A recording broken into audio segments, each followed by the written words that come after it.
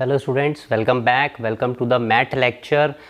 Last math lecture में बेटा हम पढ़ रहे थे, जो कि बीच में हमारा वो इंटरप्ट हुआ कि डाइस टेस्ट क्या होता है। ठीक है, तो हम थॉरोली डाइस टेस्ट को पढ़ेंगे। स्पेसिफिकली मैंने एनटीएससी प्रिपरेशन लिखा है बिकॉज एनटीएससी में 21 टॉपिक हैं हमारे पास, जिसमें कुछ टॉपिक हमने पहले कवर कर लिए हैं। कैलेंडर हुआ, क्लॉक हुआ, है ना। डाइस की बात करेंगे अब हम। तो डाइस में देखो बेटा, सबसे पहला काम क्या होता है, ध्यान दो, समझो कि सबसे पहले हम ये देखते हैं डाइस कितने टाइप के हैं। डाइस के टाइप क्या हैं? तो 2 टाइप के डाइस होते हैं। डाइस मतलब, कई बच्चे सोचेंगे डाइस का क्या मतलब है, क्योंकि कई बार होता है कि आपने ये नाम ना सुना हो मे बी, और अगर सुना नहीं है तो बता देता हूँ। सुना है तो बहुत बढ़िया है कि लूडो खेलते तो वो पासा होता है ना, जिसमें नंबर लिखे होते हैं, उनको डाइस बोलते हैं। और कई बार इसको डाई भी बोल देते हैं, डाई या फिर डाइस, ये दोनों ही नाम चलते हैं। ठीक है, हम मेजरली क्वेश्चन में डाइस ही देखेंगे। डाइस होता क्या है? इट इज़ अ क्यूब, एक क्यूब होता है ये। ठीक है, यानी क्यूब है, 6 सरफेस होते हैं इसके, और हर सरफेस पे एक नंबर लिखा होता है। ठीक है, अभी हम नंबर पे कन्फाइन करेंगे स्टडी। नेक्स्ट लेक्चर में हम लोग नंबर और अल्फ़ाबेट या फिर स्पेशल सिंबल्स की भी बात करेंगे। तो सुनो, इस पे नंबर लिखे होते हैं, 6 हैं, तो नंबर कहाँ से कहाँ तक, या तो 1 होगा, 2 होगा किसी सरफेस पे, 4 होगा, 5 होगा और 6, यही नंबर लिखे होते हैं अलग अलग सरफेस पे। अब देखो, डाइस 2 तरह के हैं। एक है स्टैंडर्ड डाइस, ठीक है, स्टैंडर्ड डाइस, और एक है हमारा जनरल डाइस। एक स्टैंडर्ड डाइस की जो प्रॉपर्टी होती है वो क्या है कि इसमें sum of numbers on opposite faces, है ना, फेसेस, सरफेसेस को फेसेस भी बोलते हैं हम, इज 7। यानी अगर एक सरफेस पे 5 आया है तो उसके सामने वाले सरफेस पे क्या आएगा बेटा, वो आ जाएगा 2, क्योंकि दोनों मिला करके क्या होने चाहिए, 7। मेरे पास क्यूब नहीं है, लेकिन मैं आपको ये बता सकता हूँ, इसको अगर हम क्यूब इमेजिन करें, हम ये बात करें कि it's a kind of a cube, तो हम ये बोलते हैं ये एक सरफेस पे अगर 5 है तो इसके सामने वाले इस सरफेस पे 2 आना चाहिए। ओके, ठीक है। अब सुनो, होता क्या है जनरल डाइस में। जनरल डाइस यानी इसका उल्टा, यानी अब क्या होगा, sum of adjacent numbers, adjacent face numbers is 7। यानी अब उल्टा हो गया। पहले डाइस के अंदर इस वाले में 5 लेते थे तो 5 के अपोजिट वाला 2 होता था, 3 के अपोजिट वाला 4 होगा, 1 के अपोजिट वाला 6 होगा, मगर यहाँ पे पास पास वाले अपोजिट वाले 7 नहीं होंगे। ठीक है, अपोजिट वाले सम जो है वो 7 नहीं होगा। तो यानी कि मैं ये कह सकता हूँ 3 के अपोजिट में कुछ भी हो सकता है, कुछ भी, जरूरी नहीं है कि 4 होगा, है ना। तो मैं आइडिया नहीं लगा पाऊंगा कि 3 के अपोजिट में 4 ही होगा। अगर स्टैंडर्ड डाइस है तब वो 4 होगा। ठीक है, अब हम ये सीखते हैं, समझना गौर से, कि हम पता कैसे लगाएंगे कि स्टैंडर्ड डाइस है या नहीं है। आप इसको नोट डाउन कर लो। मेंटल एबिलिटी में भी बेटा प्रॉपरली नोट्स बनाओ, बिकॉज बहुत इंपॉर्टेंट है ये छोटी छोटी चीज़ें। अभी ट्रिक्स भी लिखाऊंगा मैं, ठीक है, तो नोट्स बनाना बहुत ज़रूरी है। अब देखो, सुनो कि हमें पता कैसे लगेगा कि एक डाइस स्टैंडर्ड है या फिर वो एक जनरल डाइस है। अब सुनो, एक डाइस बना हुआ था, और उस डाइस में हम अगर ऐसे डाइस ना भी बनाए, क्योंकि मुझे 3 ही सरफेस दिखेंगे, तो मैं इस तरह से भी बना सकता हूँ डाइस को। एक सरफेस ये दिख जाएगा मुझे, एक ये दिख जाएगा, और एक ये दिख जाएगा। ठीक है, ऐसा डाइस दिख जाएगा मुझे। तो समझ लो कि एक डाइस पे के एक फेस पर, इस डाइस के एक फेस पर तो 2 लिखा है, इधर 5 लिखा है और इधर 3 लिखा है, समझ लो। ठीक है, अब ये स्टैंडर्ड है या नहीं है वो कैसे पहचानोगे? आपको स्टैंडर्ड की डेफिनेशन पता है कि उसके अपोजिट वाले सरफेस का सम 7 होना चाहिए। यहाँ पर तो पास पास वालों का ही 7 हो रहा है सम। तो ये कौन सा डाइस है बेटा? जनरल डाइस है। जनरल मतलब रैंडमली लिखे हुए नंबर, ज़रूरी नहीं है कौन सा नंबर किसके अपोजिट आएगा, ये फिक्स नहीं है। अब देखो, एक और डाइस मैंने लिया और इसमें जो नंबर हैं वो लिखे हुए हैं 5, 3, 1, ठीक है।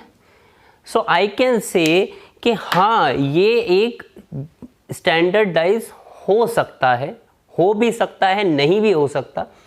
इसके लिए मुझे कम से कम डाइस की 2 या 3 पोजीशन को देखना ज़रूरी है, ठीक है। कुछ क्वेश्चन करेंगे तो उससे और आसान होगा। अब क्वेश्चन इसमें किस तरह से आते हैं? फर्स्ट लेवल ऑफ क्वेश्चन, हालांकि वो फर्स्ट लेवल ऑफ क्वेश्चन नहीं है मगर हम उसको फर्स्ट लेवल ऑफ क्वेश्चन लेके चल रहे हैं कि उसने क्या किया, 4 पोजीशन दे दी डाइस की और आपसे पूछ लिया कि भाई 4 या 3 पोजीशन दे दी कि भाई इस नंबर के अपोजिट वाले में कौन सा आएगा। तो आप डाइस तो प्रैक्टिकली आपके हाथ में नहीं है ना, आप तो उसके 3 सरफेस देख पा रहे हो बस ये। तो इसी से आप क्वेश्चन कैसे क्रैक करोगे वो हम एक एग्जाम्पल लेकर सॉल्व करते हैं, ठीक है। ये वाला जनरल है, it can be a standard और it can be a general, वो क्वेश्चन पे डिपेंड करेगा। अभी करेंगे अब हम क्वेश्चन, ठीक है। ओके, सुनो देखो, क्वेश्चन लिए हैं क्योंकि एनटीएससी प्रिपरेशन है। Now we will be very serious about that कि हाँ हमें अगर कोई क्वेश्चंस, कोई कॉन्सेप्ट पढ़ रहे हैं तो उसी कॉन्सेप्ट को हम लोग क्या करने वाले हैं, उसी कॉन्सेप्ट को अप्लाई करके देखने वाले हैं, ठीक है। सुनो, क्वेश्चन क्या हुआ, the number opposite to 4, dice में ऐसे ही क्वेश्चन आते हैं मेजरली, ध्यान दो। देखो मैंने ये लिखा कि डाइस की 3 पोजीशन दे दी उसने ये बोला कि ये डाइस की 3 पोजीशन है और आपको क्या पता लगाना है, find the number which is in the opposite side of, which is on the opposite side of 4, ठीक है। तो यार 4 यहाँ है, पीछे से थोड़ी आप देख सकते हो, तो करेंगे क्या, सुनो देखो, सबसे पहले मुझे ये टेस्ट करना है कि ये स्टैंडर्ड डाइस है या जनरल डाइस है। तो देखो चेक कर लो, 5 + 2 पास पास वालों का सम 7 आ गया, तो हाँ वो जनरल है। ये यहाँ पे कुछ कह नहीं सकते, यहाँ पे कह सकते हैं बिल्कुल, तो ये जनरल डाइस है। अब जनरल डाइस को सॉल्व करने के, यही अगला 2 मिनट मेरा बहुत इंपॉर्टेंट है समझाना।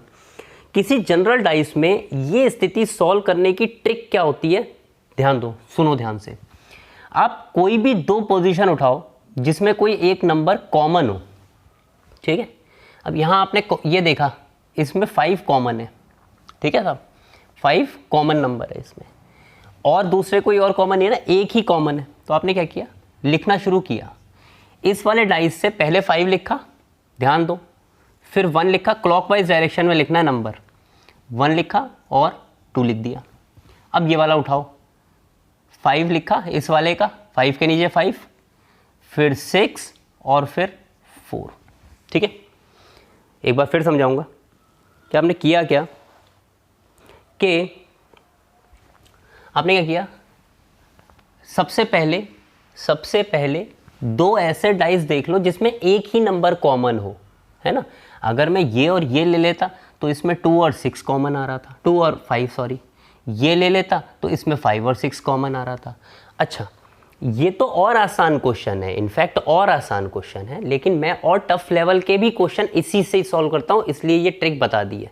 अभी दोनों मेथड बताऊंगा। देखो ये वाली सिचुएशन आ गई, आपने केवल नंबर लिखे, ये वाले का इस वाले डाइस में से 5 नंबर, क्योंकि दोनों में 5 कॉमन है, आपने 5 लिखा, फिर 1 लिखा, फिर 2 लिखा, लिख दिया। अब इस वाले से पहले 5 लिखा, फिर 6 लिखा, फिर 4 लिखा, क्लॉकवाइज डायरेक्शन में चलते हुए। अब सुनो, 1 के अपोजिट 6 होगा, 2 के अपोजिट 4 होगा और 5 के अपोजिट जो नंबर बच गया है 3 होगा। तो आप कोई भी कुछ भी पूछ ले बता सकते हो, ठीक है। अब देखो, हाँ ठीक है, 2 के अपोजिट 4 होगा, तो 4 मुझे पता लगा ना था, 4 के अपोजिट क्या होगा बेटा, 2। अच्छा, ये क्वेश्चन ईजी क्यों है, मैंने क्यों बोला कि ये तो और ईजी है, इससे टफ वाले क्वेश्चन हम करेंगे और इसी ट्रिक से करेंगे, यही ट्रिक है, ठीक है। Very short trick, power trick बोलते हैं हम इसे। अब देखो, वैसे ये क्वेश्चन और आसान कैसे है, इन 2 डाइस को चेक करो, इसमें एक तो 5 कॉमन है, ठीक है, एक 6 कॉमन है, तो भैया ये बच रहा है ना, एक तो 5 कॉमन है, एक 6 कॉमन है, दो कौन से नंबर बचे हैं, 4 और 2, तो हैंस 4 के अपोजिट में 2 होगा, दैट्स माय आंसर। तो ये ज़्यादा आसान क्वेश्चन था, इनसे और भी टफ क्वेश्चन है। अब देखते हैं, यहाँ देखो, अब देखो नंबर अपोजिट टू 6 फाइंड करना है। अब देखते हैं क्या हो रहा है। ये दोनों देखे हमने, ठीक है, इन दोनों में 6 आ रहा है, 5 भी आ रहा है, 4 भी आ रहा है, 2 भी आ रहा है, लेकिन ये मेरे काम का नहीं है, क्योंकि मुझे तो 6 जो नंबर कॉमन आ रहा है उसी वाले के पता लगाना है ना, कौन सा होगा उसके अपोजिट में। चलो देखते हैं। अब मैंने क्या किया, समझ लो, ये वाला और ये वाला उठा लिया, ये वाला और ये वाला नंबर, जो नंबर पूछा गया है, ध्यान दो, सुनो, जिस नंबर के बारे में पूछा गया है उसे छोड़ के दूसरा नंबर जो कॉमन आ रहा है वो ले लो।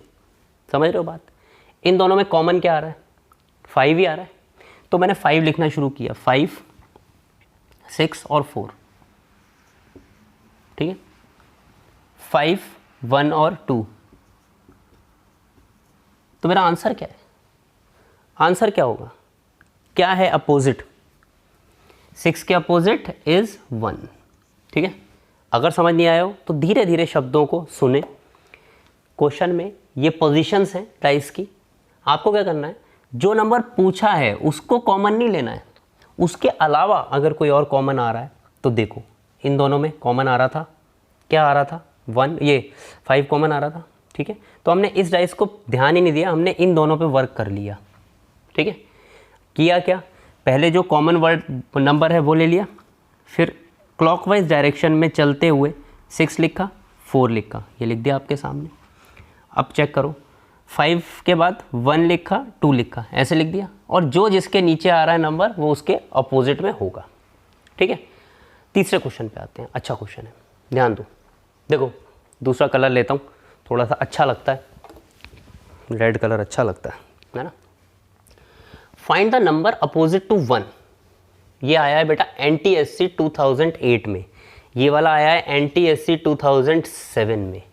अब ध्यान दो, 1 के अपोजिट का पूछा है तो मैं ये दो पोजीशन तो ले ही नहीं सकता, क्योंकि इसमें तो 1 कॉमन है, ठीक है। इन दोनों में देखो कुछ कॉमन आ रहा है, बिल्कुल आ रहा है साहब, 4 आ रहा है कॉमन, तो मैंने 4 कॉमन ले लिया, ठीक है।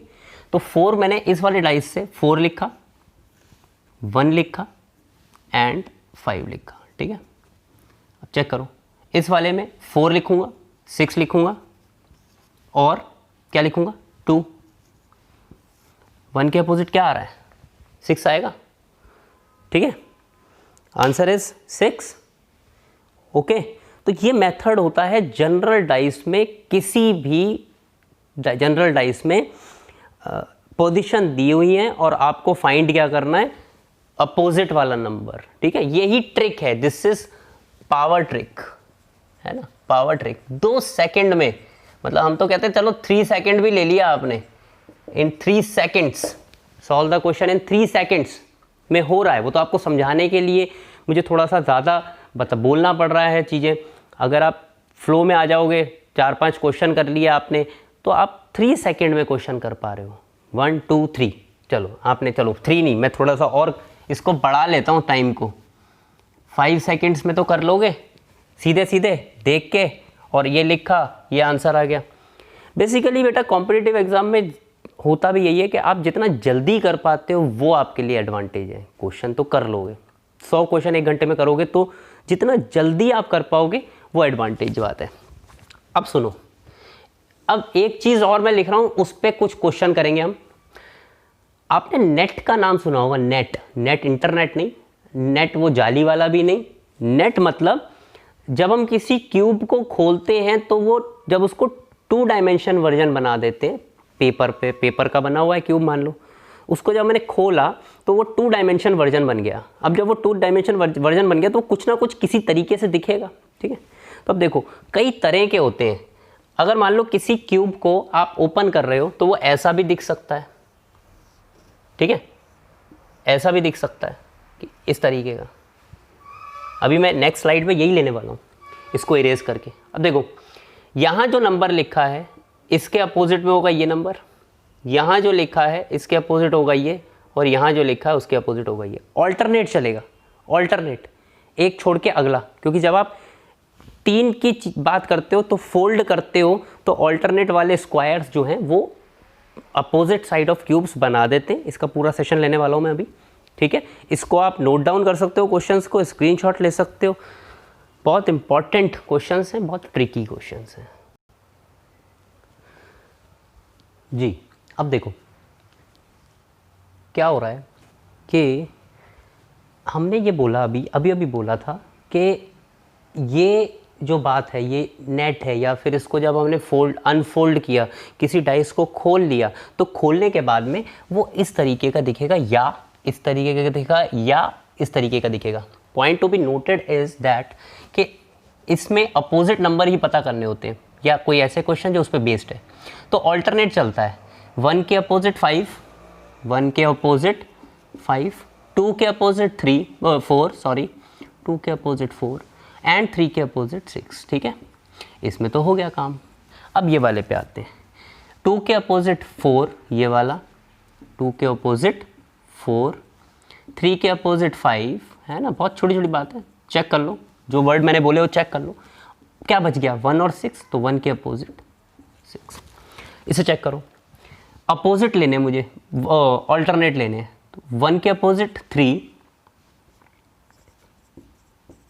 ठीक है, और 4 के अपोजिट 6 हो गया, ठीक है। 4 के अपोजिट 6 हो गया, बचा कौन 2 और 5, तो 2 के अपोजिट 5 होगा, ठीक है। ये क्वेश्चन बड़े बड़े महारथी बच्चे गलत कर जाते हैं, क्योंकि उन्होंने वो ये चीज़ नहीं पढ़ी होती है। ये वाला कि पढ़ रहे हो, पावर ट्रिक है, अगेन पावर ट्रिक यही है, ऑल्टरनेट होगा। पावर ट्रिक क्या है, ऑल्टरनेट होगा, यानी ऑल्टरनेट नंबर चलेंगे, इसके अपोजिट में ये आएगा, है ना, इसके अपोजिट ये, वो देख के नेट कैसा बना हुआ है, ठीक है।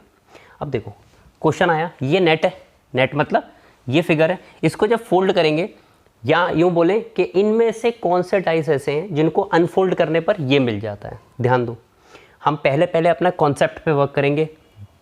P के अपोजिट क्या होना चाहिए, S। इसमें देखो कि P के पास में कहीं S आ रहा है, कोई ऐसे हैं, चेक करो, चलो चेक करते हैं। ये P के पास में S आ रहा है तो अपोजिट में तो हो नहीं सकता ना, दो S तो आएंगे नहीं, यानी इसकी पॉसिबिलिटी ख़त्म हो गई और इसकी पॉसिबिलिटी ख़त्म हो गई। 50-50 देखा KBC में कि 50-50, दो तो मिटा दिया ऑप्शन। अब ये दो आंसर हो नहीं सकते, ये दो हो सकते। तो अब और देखते हैं पॉसिबिलिटीज़ क्या हैं। T के अपोजिट U आना चाहिए, ठीक है, अपोजिट U आना चाहिए, तो मैं यहाँ लिख देता हूँ P के अपोजिट S आना चाहिए। तो इसकी वजह से ये दो पॉसिबिलिटी ख़त्म हो गई आंसर की। T के अपोजिट U आना चाहिए, देख लो कहीं T के पास में U आ रहा है, T के पास में U आ रहा है, नहीं अभी तक तो नहीं आ रहा, यहाँ पे तो नहीं दिख रहा मुझे। अब देखो R के अपोजिट Q आना चाहिए, इन दो में ऐसा कौन सा है जिसमें कि R के पास में Q आ गया है, ये तो ये भी पॉसिबिलिटी नहीं है। क्या बच गया, जय माता दी, है ना, हो गया काम। तो ऐसे क्वेश्चंस नेट वाले आप लोगों के पास मॉड्यूल हैं, है ना, बुक ली है आपने, रजिस्टर्ड स्टूडेंट जो हैं, तो ये तो it is a power trick for you कि आप कैसे ट्रिक को अप्लाई करते हो। आप उस बुक के सारे क्वेश्चंस करो, जो भी कोई डाउट आता है आप मेरे से पूछो, ठीक है। I hope you have enjoyed the lecture, पता लगा होगा, कुछ नई चीज़ सीखने को मिली होगी। नेक्स्ट लेक्चर में हम डाइस के और क्वेश्चन प्लस क्यूब टेस्ट लेने वाले हैं, वो भी एक मेगा होता है, मगर उसको भी मैं ट्रिकी सिस्टम से आपको सेकेंड्स में सॉल्व करवा दूंगा, ठीक है। ये ट्रिक्स दोनों याद रखेंगे, पहले जो जनरल डाइस के नंबर निकालने वाली और ये नेट वाली, ठीक है। Thank you very much, keep studying, questions करो मेंटल एबिलिटी के, बहुत मज़ा आने वाला है, ठीक है, मज़ा आएगा आपको। इसका स्क्रीनशॉट ले सकते हो आप बेटा।